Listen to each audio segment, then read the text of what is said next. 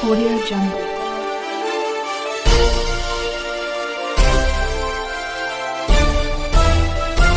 Audio Jungle.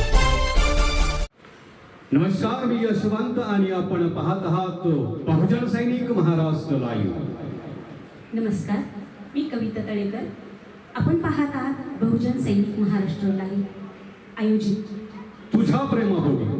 तुझ्या प्रेमापोटी या कार्यक्रमाला सुरुवात करत असताना आपण सगळेच प्रत्येक जिल्ह्यातून तालुक्यातून या ठिकाणी येऊन आपली कविता सादर करत आहेत आणि आपला अनमोल वेळ देऊन समाजामध्ये परिवर्तन करण्याच्या दृष्टिकोनातून आपण इथं वेळ देत आहात. त्यामुळे सगळ्यांचं मी अभिनंदन करतो. तुझ्या प्रेमापोटी हा कार्यक्रम आम्ही याच्यासाठीच उभा केलेला आहे की तुझ्या प्रेमाच्या खातर जे आजची खरी कंडिशन घडती आहे त्या खऱ्या कंडिशनच्या आधारे आपण वास्तवता दाखवण्याचा प्रयत्न आपण करत आहोत. मित्रांनो, आम्ही प्रत्येक वेळेस तुझ्या प्रेमापोटी ह्या कार्यक्रम सादर करत असताना आपल्या आई-वडिलांची भूमिका, आपल्या आई-वडिलांच्या उदरी आपण जन्म घेतो आणि आई-वडिलांच्या उदरातून आपण जन्म घेतल्यानंतर जेव्हा आपल्याला कळतं, समज येते, त्यावेळेस मात्र आपले आई-वडील आपल्याला मूर्खासारखे वाटतात. त्याची जी काही संदर्भाची जी काही लावणी आहे, ती काही मांडणी आहे, ती मांडणी आपण या ठिकाणी मांडत असतो.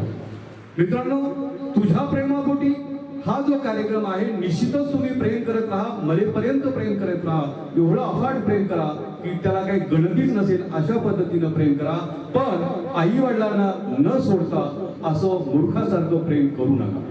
म्हणजे या ठिकाणी मला सांगायचं की मी आपण गेल्या आठवड्यामध्ये आपण सांगितलं आहे की अनु आणि जानू हे दोन पात्र आहेत आणि या दोन पात्राच्या माध्यमातून आपण भूमिका या ठिकाणी मांडत असतो. आणि ही भूमिका मांडत असताना अनुची भूमिका काय आहे आणि जानूची भूमिका काय आहे, या दोघांच्याही भूमिका जी वास्तवतेशी आधारित आहेत त्या गोष्टी आपण मांडण्याचा प्रयत्न करतो.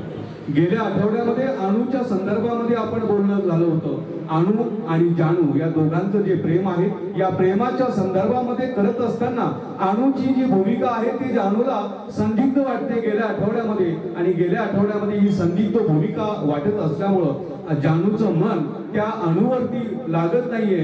त्याला शंका येते की ती त्याला सोडून जाते की काय, अशा पद्धतीचं वातावरण ते निर्माण होते. आणि पुन्हा ते वातावरण निर्माण झाल्याच्या नंतर तो त्या आणि अणूपासून तो अलिप्त होतोय.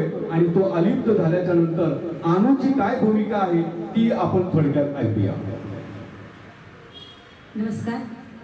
आजची जी आता आपण पाहणार आहोत ही अणू आहे. या अणूवर खूप प्रेम करणारा जानू, या जानूला या अणूचं सर्व काही खोटं, जानूचं खूप खोटं वाटत आहे. अणूला आता या जानूची सत्यता खोटी वाटत आहे, कारण त्यांनी खूप प्रेम केलं या अणूवर आणि अणूला विश्वास बसत नाही की आता या जानूची काय अवस्था झालेली आहे. अणूने थोडा विचार करावा या जानूचा, कारण ती आता बदललेली आहे. तिचा प्रेमाचा विसर पडलेला आहे आणि तिला असं वाटत आहे का हा जानू आहे तो धोकेबाज आहे, याने मला फसवलेलं आहे. पण तसं काही नसतं. तिने त्याचं मनही ओळखायला हवं, तरच प्रेम काय आहे दोघांचं कळेल ना आपल्याला, का प्रेमात काय रंग असतो. बरोबर आहे. प्रेमात काय रंग आहे, या रंगामध्ये रंगल्याशिवाय माणसाला काही कळत नाही. प्रेम म्हणजेच मोहब्बत मध्येच विश्वास आणि विश्वास म्हणजेच प्रेम.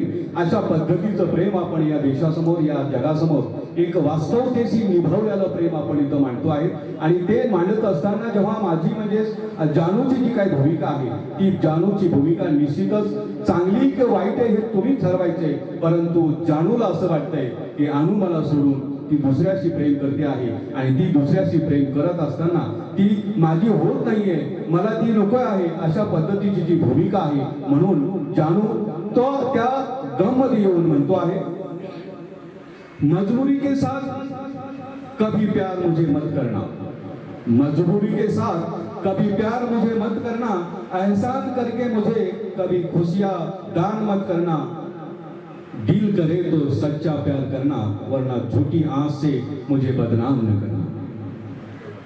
असं कधीच होणार नाही.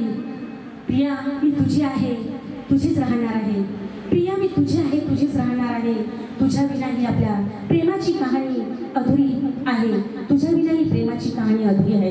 तुझ्या विना ही प्रेमाची कहाणी अधुरीच राहणार आहे. कारण प्रेम हे सत्य असतं आणि ते प्रेम मग कोणाचंही असो, आई वडिलांचं असो, बहीण भावाचं असो, प्रेमिकाचं असो किंवा देशाचं असो, कुठल्याही देशात कसल्याचंही प्रेम असलं तर ते प्रेमच असतं. म्हणून मला म्हणायचंय की मैं मतलबी नहीं जो साथ देने वालों को धोखा दे दो.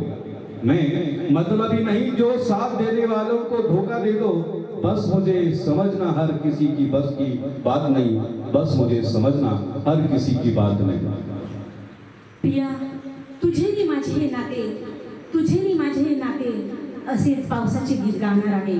आणि रिमझिम त्या सरीचे नवे तराने बनणार आहे. नवे तराने बनणार आहे. नवे तराणे बनणार आहे हे निश्चितच आहे. कारण प्रेमच असं आहे, सागरासारखं आपलं प्रेम असलं पाहिजे आणि त्या सागराच्या लाटेमध्ये आपण वाहून गेलो पाहिजे. पण ह्या सागराच्या लाटेमध्ये वाहून जात असताना आपले आई आणि वडील यांना मात्र आपण विसरता कामा नये. ही बार बार आमच्याकडनं तुम्हाला विनंती असते किंवा आव्हानही असतं. म्हणून मला शेवटी माझ्या अणूच्या संदर्भामध्ये मला म्हणावंसं वाटतं, मत सताओ हमें हम सताए हुए हैं.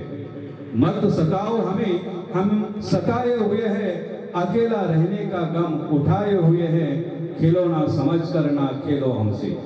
खिलौना समझकर ना हमसे खेलो हमसे. हम भी उसी खुदा से बनाए हुए हैं. हम भी उसी खुदा से बनाए हुए हैं.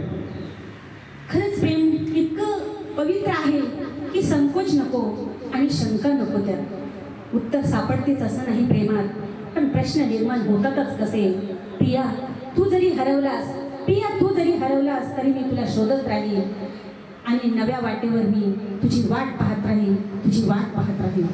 वाट पाहणं यालाच खरं प्रेम म्हणतात. आणि या प्रेमातूनच आज आपण जगामध्ये पुढे चालतो आहे.